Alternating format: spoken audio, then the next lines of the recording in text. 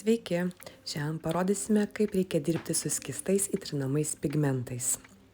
Visų pirma, mes turime pasirinkti spalvą, tai būtent pagrindą, ant kurio galėsime įtrinti skystą pigmentą. Būtent aš pasirinkau mėlyno atspalvio gelinį laką. Jį tolygiai pertepiu per paviršių ir dedame į lempą 30 arba 60 sekundžių. Ištraukus iš lempos naudojame viršutinį sluoksnį be lipnumo. Jį stengiamės užlakuoti kuo tolygiau. Bet kokie ruožai, dulkės likę ant paviršiaus matysis įtrinant pigmentą. Užlakavus topą rekomenduojama jį apversti ir palaikyti 3-5 sekundės, taip paviršius bus labai lygus ir gausime vienodą bliką.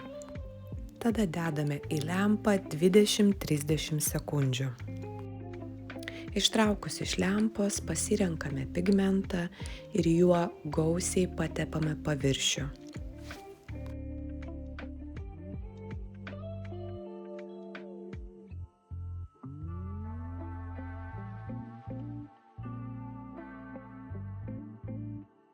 Pigmento nepagailėkite ir jo ant paviršiaus paskirstykite daugiau. Taip pat pigmento uždėkite ant naujos kempinėlės. Kai viskas paruošta, jūs galite drąsiai, lengvais judesiais per paviršių įtrinti su kempinėle pigmentą. Kempinėlės nespauskite ir judėkite tolygiai. Jeigu pigmento matote, kad trūksta, jūs galite jo dasidėti.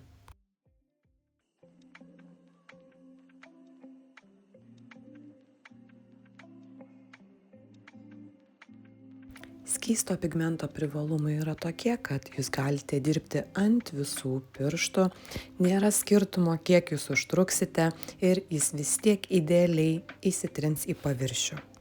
Kai įtrinėte pigmentą, būtinai paviršių pabaikite stingdyti lempoje 90 sekundžių. Ištraukus iš lempos, rekomenduojama laisvą nago kraštą pertepti su superbondu.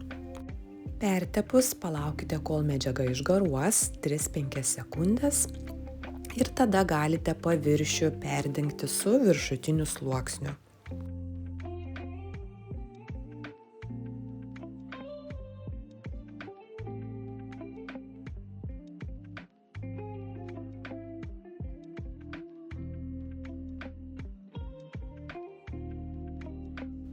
Viršutinį sluoksnį lempoje polimerizuokite 120 sekundžių.